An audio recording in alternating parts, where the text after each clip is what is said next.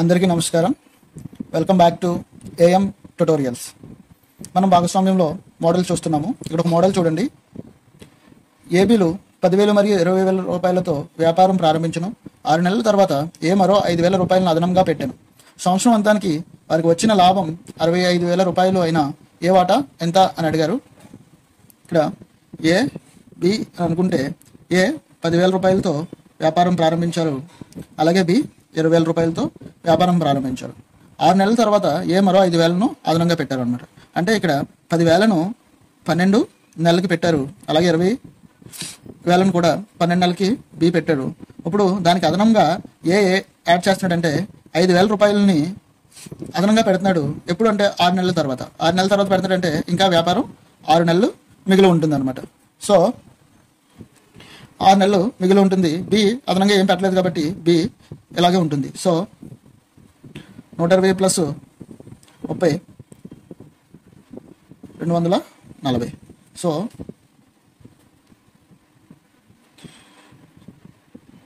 240. So 0 cancel అవుతుంది. అలాగే 3 టేబుల్లో 3 5s 3 8. అంటే A/B = 5:8 నిష్పత్తిలో వారు పెట్టుబడి పెట్టారు. ఇప్పుడు మనకు అడిగింది ఏ వాటా లాభం 65,000. అంటే 5, 8 మొత్తం 13 పార్ట్స్ వస్తున్నాయి. సో 13 పార్ట్స్ = 65,000 అయినా మనకి ఏ వాటా అడిగారు. ఏ 5 పార్ట్స్ ఉంది. సో 5 పార్ట్స్ ఎంత? సో దీన్ని ఎక్స్ అనుకొని క్రాస్ మల్టిప్లికేషన్ అప్లై చేస్తే ఎక్స్ = 65,000 × 5/13. 13 5లు 65 కాబట్టి 5 5లు 25. So X = 25,000. సో 65,000లో ఏ వాటా 25,000 రూపాయలు అవుతుంది. ఇక్కడ ఇంకొక సమ్ చూడండి. ఏబీలు 20,000 మరియు 30,000 రూపాయలతో వ్యాపారం ప్రారంభించను. 6 నెలల తర్వాత ఏ 10,000 రూపాయలను అదనంగా పెట్టాను, కానీ బి 5,000 రూపాయలను వెనక్కి తీసుకొనను. సంవత్సరం అంతానికి వారికి వచ్చిన లాభం 84,000 అయినా ఏ వాటా ఎంత అని అడిగారు. ఇక్కడ ఏ బి అని తీసుకుంటే ఏ ఫస్ట్ 20,000, బి 30,000 పెట్టారు. సో 20,000 × 12 నెలలు పెట్టారు, అలాగే బి 30,000 × 12 నెలలు పెట్టారు. తర్వాత ఏ అదనంగా ఏం యాడ్ చేశాడంటే 10,000 రూపాయలని యాడ్ చేశాడు. అది కూడా 6 నెలల తర్వాత కాబట్టి ఇంకొక 6 నెలలు వ్యాపారంలో ఉంటుంది ఆ 10,000. అలాగే బి తీసివేశాడు కాబట్టి వెనక్కి మైనస్ పెట్టి 5,000 రూపాయలని × 6 నెలలు తీసేశాడు అనమాట. సో ఇప్పుడు 120 ప్లస్ 240 ప్లస్ 60, అలాగే 360 మైనస్ 30. సో 300, ఇక్కడ 330. సో 0 క్యాన్సిల్ అయితే 310, 311. సో వారు పెట్టుబడి పెట్టిన నిష్పత్తి 10:11 నిష్పత్తిలో వారు పెట్టుబడి పెట్టారు. ఇప్పుడు లాభము లెక్క పెడదాం. ఏ వాటా ఫైండ్ అవుట్ చేయమన్నారు. మొత్తం లాభం 84,000 ఇచ్చారు. సో 10 + 11 మొత్తం 21 పోర్షన్స్. మొత్తం 21 పోర్షన్స్ ఉన్నాయి. ఇక్కడ 84,000 20 పోర్షన్స్కి ఈక్వల్ చేస్తే మనకి కావాల్సింది ఏ వాటా ప్లేస్లో 10 పోర్షన్స్ ఉన్నాయి. అప్పుడు 10 పోర్షన్స్ ఎంత అని క్రాస్ మల్టిప్లికేషన్ చేస్తే ఎక్స్ =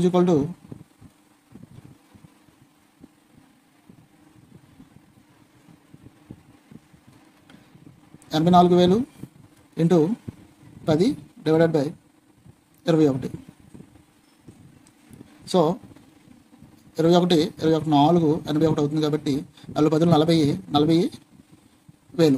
ఎక్స్ = 40,000 రూపాయలు.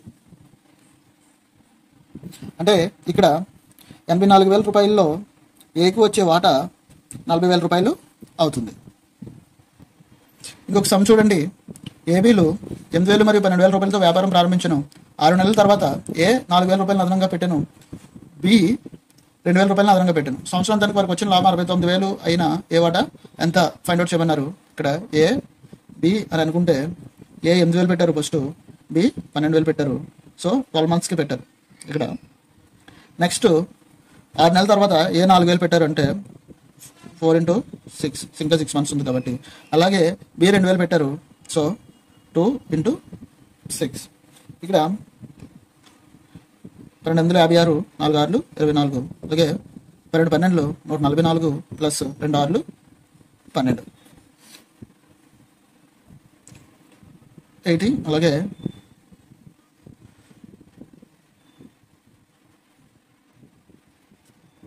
ఇక్కడ 80:156 వచ్చింది. ఇక్కడ 12 96 అయింది. సో 96 + 24 = 120. సో 120:156 వచ్చింది. సో ఇది 12 టేబుల్లో 12 10s ఆర్, అలాగే 12 13s ఆర్ 156. సో వాళ్ళు పెట్టుబడి A/B = 10:13. ఇది వారు పెట్టుబడి పెట్టిన ఈ నిష్పత్తి. ఇప్పుడు వారికి వచ్చిన లాభం 69,000. సో 2 పార్ట్స్ కలిపితే 23 భాగాలు అవుతున్నప్పుడు, సో 23 = 69,000 అయినప్పుడు ఇక్కడ మనకి ఏ వాటా అడిగారు కాబట్టి ఏ ప్లేస్లో 10 ఉంది. సో 10 పార్ట్స్ = ఎంత? So cross multiplication x = 69,000 × 10/23. 23 1 23 3 సార్లు పోతుంది. 3,000 × 10 = 30,000. సో వచ్చిన 69,000 లాభంలో ఏ వాటా 30,000 రూపాయలు అవుతుంది. ఇంకొక సమ్ చూడండి. ఏబీలు 4:5 నిష్పత్తిలో పెట్టుబడి పెట్టాను. ఆ నెల తర్వాత ఏ తన పెట్టుబడిలో 50% అదనంగా పెట్టాను. బి తన పెట్టుబడిలో 20% వెనక్కి తీసుకున్నాను. సంవత్సరం అంతానికి వారికి వచ్చిన లాభం 38,000 అయినా బి వాటా ఎంతో ఫైండ్ అవుట్ చేయమన్నారు. ఏ బి అనుకుంటే ఏ 4 బి 5 పెడుతున్నారు. సో 1 ఇయర్ కాబట్టి × 12 వేసుకున్నాము. నెక్స్ట్ తన పెట్టుబడిలో 50%, ఏ తన 50% అధికంగా పెట్టాడు కాబట్టి ప్లస్ 4 పార్ట్స్ ఉంటాయి. ఇక్కడ 50% అంటే 2 పార్ట్స్ అవుతుంది. 2 పార్ట్స్ × 6 6 నెలల టైం కాబట్టి. అలాగే బి తన పెట్టుబడిలో 20% వెనక్కి తీసుకున్నాను. వెనక్కి తీసుకున్నాడు కాబట్టి మైనస్ అవుతుంది. సో 5లో 20% అంటే 1 పార్ట్ అవుతుంది. 1 × 6 నెలలు కాబట్టి ఇక్కడ కూడా టైము 6 అనమాట. So 12 4 48 plus 2 6 12, 5 12 60 minus 6. So 48 + 12 = 60. 60 - 6 = 54. So 60:54 అంటే ఇక్కడ 6 10s are 6 9s are 54. So వారు పెట్టుబడి పెట్టిన నిష్పత్తి A/B = 10:9 పెట్టారు. ఇప్పుడు వారికి వచ్చింది టోటల్ 19 పార్ట్స్ ఉన్నాయి. సో వాళ్ళకి వచ్చిన లాభము 38,000. అంటే 19 పార్ట్స్ = 38,000 అయితే బి అడిగాడు కాబట్టి బి ప్లేస్లో 9 పార్ట్స్ ఉన్నాయి. 9 పార్ట్స్ = ఎంత? సో క్రాస్ మల్టిప్లికేషన్ ద్వారా 38,000 × 9/19, 19 2 38, 2 9 18. సో x = 18,000 అవుతుంది. సో బి వాటా 38,000లో 18,000 రూపాయలు అవుతుంది. ఇంకొక సమ్ చూడండి. ఒక వ్యాపారంలో ఏబీసీలు కలిసి 36,000 పెట్టుబడి పెట్టాను. ఏ యొక్క పెట్టుబడి బి కన్నా 4,000 ఎక్కువ, అలాగే బి యొక్క పెట్టుబడి సి కన్నా 4,000 రూపాయలు ఎక్కువ అయినా వారు లాభాలను ఏ నిష్పత్తిలో పంచుకుంటారు అని అడిగారు. ఇక్కడ ముగ్గురు పెట్టిన పెట్టుబడి ఏ బి సి = 36,000 రూపాయలు. ఇది ఒక ఈక్వేషన్ అనుకుంటే ఇప్పుడు మనకి ఇచ్చిన కండిషన్లు ఏంటంటే ఏ యొక్క పెట్టుబడి బి కన్నా 4,000 ఎక్కువ. అంటే ఇక్కడ ఏ పెట్టుబడి = బి పెట్టుబడి పెట్టింది ప్లస్ 4,000 ఎక్కువ కాబట్టి 4,000. ఇప్పుడు అలాగే బి యొక్క పెట్టుబడి సి కన్నా 4,000 ఎక్కువ. ఇక్కడ బి = సి ప్లస్ మళ్ళీ 4,000 ఎక్కువ కాబట్టి 4,000. సో ఇక్కడ కండిషన్ A + B + C = 36,000, అలాగే A = B + 4,000, అలాగే B = C + 4,000. సో ఇక్కడ మొత్తం 3 కండిషన్లు వచ్చాయన్నమాట. ఇప్పుడు దీని నుంచి ఇక్కడ బి ప్లేస్లో ఈ వాల్యూని సబ్స్టిట్యూట్ చేసుకుంటే దీని నుంచి ఎలా వస్తుందంటే C + 4,000 + 4,000 ఇది ఏ అవుతుంది అనమాట. సో ఏని సిలోకి మార్చుకుంటున్నాం. బి ఆల్రెడీ సిలో ఉంది కాబట్టి ఏ వాల్యూని కూడా సిలోకి మార్చుకుంటే ఏమొస్తుందంటే C + 8,000. సో ఇది అర్థమైంది కదా ఎలా రాసుకున్నామో. సరే మళ్ళీ చెప్తాను వినండి. ఏ = ఏ యొక్క పెట్టుబడి బి కన్నా 4,000 ఎక్కువ అన్నారు కాబట్టి ఏ = B + 4,000, బి కన్నా 4,000 ఎక్కువ కాబట్టి. అలాగే బి యొక్క పెట్టుబడి సి కన్నా 4,000 ఎక్కువ అన్నారు కాబట్టి బి యొక్క పెట్టుబడి = C + 4,000 ఎక్కువ. సో ఈ వాల్యూని B = C + 4,000 వాల్యూని ఈ పైన ఈక్వేషన్లో సబ్స్టిట్యూట్ చేసుకుంటే బి ప్లేస్లో C + 4,000. సో బి ప్లేస్లో C + 4,000 ప్లస్ ఈ 4,000 సో అలాగే 4000 ప్లస్ 4000 ఈక్వల్ టు 8000 కాబట్టి C plus 8000. So A equal to C plus 8000, B equal to C plus 4000. ఇప్పుడు ఈ వాల్యూస్ని దీనిలో సబ్స్టిట్యూట్ చేసుకుంటే ఏ ప్లేస్లో సి ప్లస్ 8000 ప్లస్ బి ప్లేస్లో సి ప్లస్ 4000 ప్లస్ సి ప్లేస్లో మనకి డైరెక్ట్గా సిఏ ఉంటుంది ఈజ్ ఈక్వల్ టు 36,000. ఇక్కడ C plus C is equal to 3C plus 8 4 12. So 12,000 is equal to 36,000. ఇప్పుడు 3C is equal to 36,000 minus 12,000. So ఇక్కడ plus 12,000 ఉంది కాబట్టి ఇటు వస్తే మైనస్ 12,000 అయింది. So 3C is equal to 36,12 తీస్తే 24,000. So C is equal to దీన్ని 3 మల్టిప్లై చేస్తుంది కాబట్టి అవతలకి వస్తే డివైడెడ్ బై చేస్తుంది కదా. సో 3 3 8 24. సో 8,000. సో సి పెట్టుబడి పెట్టింది 8,000 రూపాయలు అనమాట. ఇప్పుడు దీన్ని బట్టి బి వాల్యూ ఎంత వస్తుంది? B is equal to C 8,000 కాబట్టి 8,000 ప్లస్ 4,000 ఈజ్ ఈక్వల్ టు 12,000. అలాగే ఏ పెట్టుబడి సి ప్లస్ 8,000 కాబట్టి సి 8,000 ప్లస్ ఇంకొక 8,000. సో 16,000. ఇప్పుడు మనకి ఏం అడిగారంటే వారు లాభాలను ఏ నిష్పత్తిలో పంచుకుంటారు అని అడిగారు కాబట్టి ఇక్కడ A:2 B:2 C is equal to first A 16,000 is to B 12,000 is to C 8,000. So 3 zeros cancel. 4 టేబుల్లో 4 2s are 4 3s are 4 4s are. So A:2 B:2 C is equal to 4:3:2. ఈ నిష్పత్తిలో వారు లాభాలను పంచుకుంటారు. ఇప్పుడు ఇంకొక సమ్ చూడండి. ఒక వ్యాపారంలో ఏబీసీలు కలిపి 46,000 రూపాయలను పెట్టుబడి పెట్టాను. ఏ యొక్క పెట్టుబడి బి కన్నా 2,000 ఎక్కువ, బి యొక్క పెట్టుబడి సి కన్నా 4,000 ఎక్కువ. వారికి వచ్చిన లాభం 69,000 అయినా ఏ వాటా ఎంత అని అడిగారు. సో ఇక్కడ A plus B plus C is equal to 46,000. అయితే ఇక్కడ ఇచ్చిన ఇంకో కండిషన్ ఏంటంటే ఏ యొక్క పెట్టుబడి బి కన్నా 2,000 ఎక్కువ, అంటే A is equal to B plus 2,000. So అలాగే బి యొక్క పెట్టుబడి సి కన్నా 4,000 ఎక్కువ, బి యొక్క పెట్టుబడి సి కన్నా 4,000 ఎక్కువ. So B is equal to C plus 4,000, అలాగే A is equal to B plus 4,000. దీన్ని సిలోకి బిని కూడా సిలోకి మార్చుకుంటే ఇక్కడ బి ప్లేస్లో సి ప్లస్ 4,000ని సబ్స్టిట్యూట్ చేసుకుంటాము. C plus 4,000 plus 2,000 is equal to C plus 4 plus 2 is equal to 6,000. So ఇది A value C plus 6,000, B value 6 plus 4,000. So ఈ వాల్యూస్ని సబ్స్టిట్యూట్ చేసుకుంటున్నాము. C plus 6,000 A is equal to C plus 6,000 plus B is equal to C plus 4,000 plus C is equal to 46,000. So 3C is equal to 3C plus C plus C plus C 3C plus 6 plus 4 is equal to 10,000 is equal to 46,000. So 3C is equal to 46,000 minus 10,000 is equal to 36,000. So C is equal to 36,000 divided by 3 is equal to 312. So 12,000 రూపాయలు.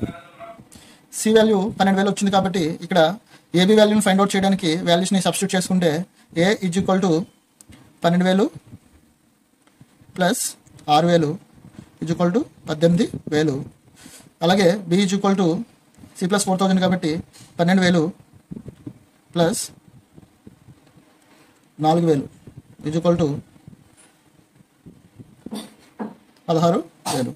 So A is to B is to C is equal to, so A 18,000 వచ్చింది. So 18 is to B 16,000 వచ్చింది. 16 is to C 12,000 వచ్చింది. 12. So 3 2 టేబుల్లో పోతాయి కాబట్టి 2 9 2 8 2 6. So 9 is to 8 is to 6 నిష్పత్తిలో వారు పెట్టుబడి పెట్టారు కాబట్టి అదే నిష్పత్తిలో వారు లాభాలని పంచుకోవాలి. 9 6 15 15 plus 8 is equal to 23. So 23 parts ఉన్నాయన్నమాట మొత్తము. So 23 parts is equal to 69,000 అయితే ఇక్కడ వారికి వచ్చే లాభం 69,000 అయినా ఏ వాటా ఫైండ్ అవుట్ చేయమన్నారు కాబట్టి ఏ వాటా ఫైండ్ అవుట్ చేస్తున్నాము. So 23 parts is equal to 69,000 అయితే ఇప్పుడు ఏ ప్లేస్లో 9 ఉంది కాబట్టి 9 పార్ట్స్ ఈజ్ ఈక్వల్ టు ఎంత. సో క్రాస్ మల్టిప్లికేషన్ అప్లై చేస్తున్నాము. X is equal to 69,000 into 9/23. 23 2 23 3 69 అవుతుంది కాబట్టి 3 సార్లు పోతుంది. 3 9 27. సో 27,000 అవుతుంది. సో మొత్తం 69,000లో ఏ యొక్క వాటా 27,000 అవుతుంది. ఒక సమ్ చూడండి. ముగ్గురు వ్యక్తులు ఒక కారుని 6,000 రూపాయలకు అద్దెకు తీసుకొనెను. వారు వరుసగా 10 రోజులు 8 6 రోజుల చొప్పున ఉపయోగించుకొనెను. అయినా మొదటి వ్యక్తి తన వాటాగా ఎంత అద్దె చెల్లించవలెను. ఇక్కడ వారు ముగ్గురిని ఏబిసి అనుకుంటే 10 8 6 రోజులు వారు ఉపయోగించుకున్నారు. సో 5 4 3. సో 5:4:3 నిష్పత్తిలో వారు కారుని ఉపయోగించుకున్నారు. సో 5 4 9 9 3 12.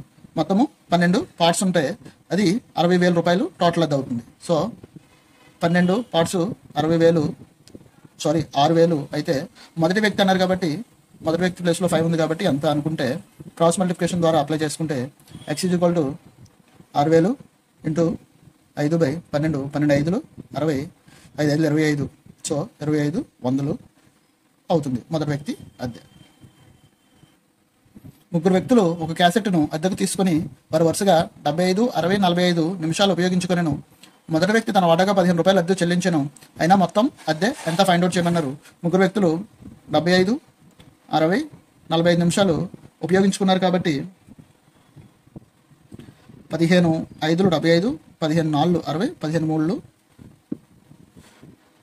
45 కాబట్టి 5:4:3 నిష్పత్తిలో వారు ఉపయోగించుకున్నారు. ఇక్కడ మొదటి వ్యక్తి 15 రూపాయలు అద్దె చెల్లించారు. అంటే 5 పోర్షన్స్ ఉన్న వ్యక్తి 15 రూపాయలు అద్దె చెల్లిస్తే మొత్తము అద్దె అంతా అడిగారు కాబట్టి మొత్తం ఎన్ని పోర్షన్స్ ఉన్నాయంటే 9 3 12 12 పోర్షన్స్ ఎంత అద్దె అవుతుంది ఫైండ్ అవుట్ చేయాలి. క్రాస్ మల్టిప్లికేషన్ అప్లై చేస్తే 15 × 12 /5 ఎక్స్ వాల్యూ అవుతుంది. 5 3 15 3 12 36. So X is equal to 36 రూపాయలు. అంటే టోటల్ అద్దె 36 రూపాయలు అవుతుంది. ఇంకొక సమ్ చూడండి. ముగ్గురు రైతులు ఒక తోటను అద్దెకు తీసుకొనెను. మొదటి వ్యక్తి 30 ఆవులను 3 నెలలు, రెండవ వ్యక్తి 20 ఆవులను 4 నెలలు, మూడవ వ్యక్తి 15 ఆవులను 8 నెలలు ఉంచెను.